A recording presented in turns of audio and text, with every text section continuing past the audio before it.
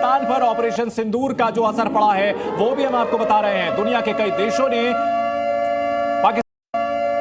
पाकिस्तान की उड़ानें रद्द की और कैबिनेट में मोदी को धन्यवाद दिया गया है। इस वक्त की बड़ी खबर आ रही है, ऑपरेशन सिंदूर के लिए प्रधानमंत्री नरेंद्र मोदी का अभिवादन किया गया है। पाकिस्तान पर ऑपरेशन सिंदूर का जो असर पड़ा है वो भी हम आपको बता रहे हैं। सुप्रभात देवियों और सज्जनों, मैं कर्नल सोफिया कुरैशी और मेरे साथ विंग कमांडर व्योमिका सिंह आज आपको 6 से 7 मई 2025 की रात 1:05 से 1:30 बजे के बीच भारतीय सशस्त्र बलों द्वारा अंजाम दिए गए ऑपरेशन सिंदूर के बारे में जानकारी देंगे। ऑपरेशन सिंदूर 22 अप्रैल को पहलगाम में हुए विभत्स आतंकवादी हमले के शिकार मासूम नागरिकों व उनके परिवारों को न्याय देने के लिए लॉन्च किया गया था। इस कार्रवाई में 9 टेररिस्ट कैंप्स को टारगेट किया गया और पूरी तरह से इसे बर्बाद किया गया। पाकिस्तान में पिछले 3 दशकों से टेरर इंफ्रास्ट्रक्चर का निर्माण हो रहा है। इसमें recruitment, indoctrination centres, training areas व लॉन्च पैड शामिल थे, जो पाकिस्तान और पाक अधिकृत जम्मू कश्मीर POJK दोनों में फैले हैं। इन लक्ष्यों का चयन विश्वसनीय इंटेलिजेंस सूचनाओं के आधार पर हुआ ताकि आतंक गतिविधियों की रीढ़ तोड़ी जा सके और यह खास ध्यान दिया गया कि निर्दोष नागरिकों और सिविलियन इंस्टॉलेशन को नुकसान न पहुंचे। टारगेट आपको बताना चाहूंगी। सबसे पहले सवाई नाला कैंप मुजफ्फराबाद, जो कि POJK के लाइन ऑफ कंट्रोल से 30 किलोमीटर दूर है। यह एक लश्कर ए तोयबा का ट्रेनिंग सेंटर था। 20 अक्टूबर 2024 सोनमर्ग, 24 अक्टूबर 24 गुलमर्ग, 22 अप्रैल 2025 पहलगाम, इन हमलों के आतंकियों ने यहीं से प्रशिक्षण लिया था। सैयदना बिलाल कैंप मुजफ्फराबाद, यह एक जैश ए मोहम्मद का स्टेजिंग एरिया है। यह हथियार, विस्फोटक और जंगल सर्वाइवल ट्रेनिंग का केंद्र भी था। गुलपुर कैंप कोटली, यह LOC से 30 किलोमीटर दूर था। लश्कर ए तोयबा का बेस था जो रजौरी, पुंछ में सक्रिय था। 20 अप्रैल 2023 को पुंछ में और 9 जून 2024 को तीर्थ यात्रियों के बस हमले में यहीं से आतंकी को ट्रेन किया गया था।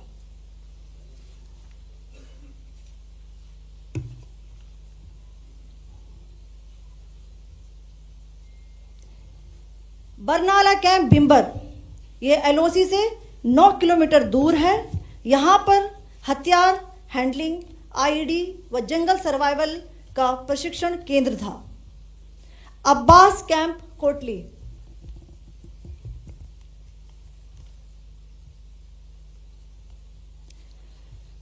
यह LOC से 13 किलोमीटर दूर है। लश्कर ए तोयबा का फिदाइन यहां तैयार होता था। इसकी कैपेसिटी 15 टेररिस्ट को ट्रेन करने की थी।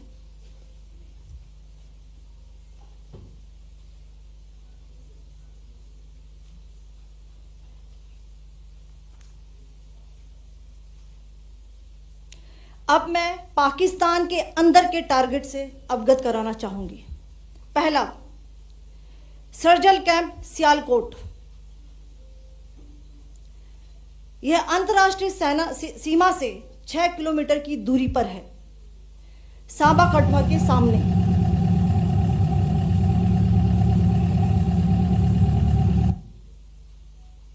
मार्च 2025 में जम्मू एंड कश्मीर पुलिस के 4 जवानों को की जो हत्या की गई थी, उन आतंकवादियों को इसी जगह पर ट्रेन किया गया था। दूसरा, महमूना जाया कैंप सियालकोट, यह 18 से 12 किलोमीटर IB से दूर था। हिजबुल मुजाहिदीन का बहुत बड़ा कैंप था। यह कठुआ जम्मू क्षेत्र में आतंक फैलाने का नियंत्रण केंद्र था। पठानकोट एयरफोर्स बेस पर किया गया हमला भी इसी कैंप से प्लान और डायरेक्ट किया गया था। मरकज ताइबा मुरीद के, यह आईबी से 18 से 25 किलोमीटर दूरी पर है। 2008 के मुंबई हमले के आतंकी भी यहीं से प्रशिक्षित हुए थे। अजमल कसब व डेविड हेडली भी यहां ट्रेन हुए थे।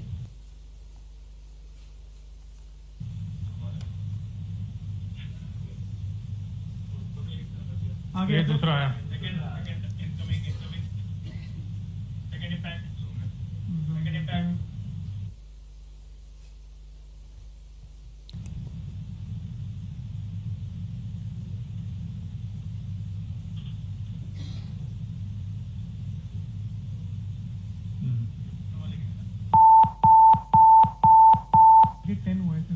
टारगेट 10 हुआ, एंक्लोजर सेम ही है।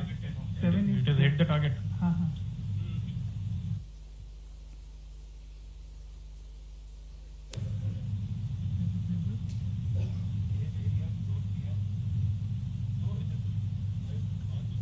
आ गया sir, impact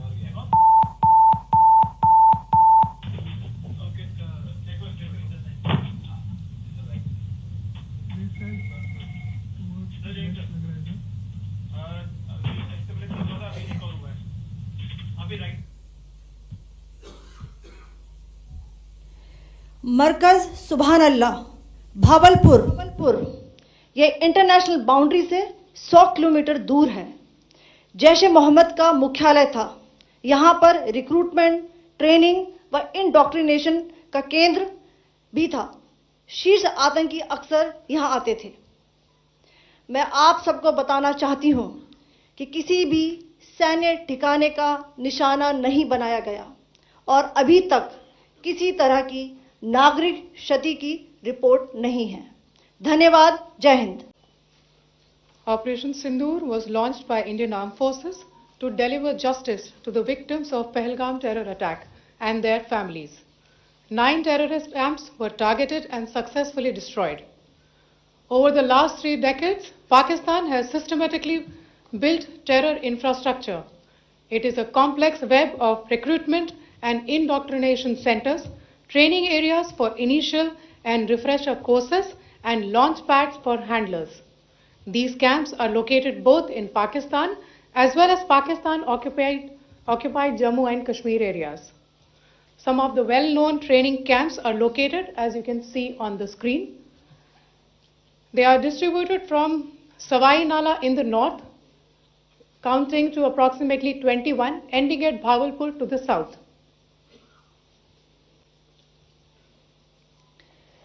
The selection of these targets for Operation Sindoor was based on credible intelligence inputs and role of these facilities in perpetrating the terror activities. The locations were so selected to avoid damage to civilian infrastructures and loss of any civilian lives. This was done with due diligence, and the camps selected for targeting and their engagement will now be shown to you one by one. POJK.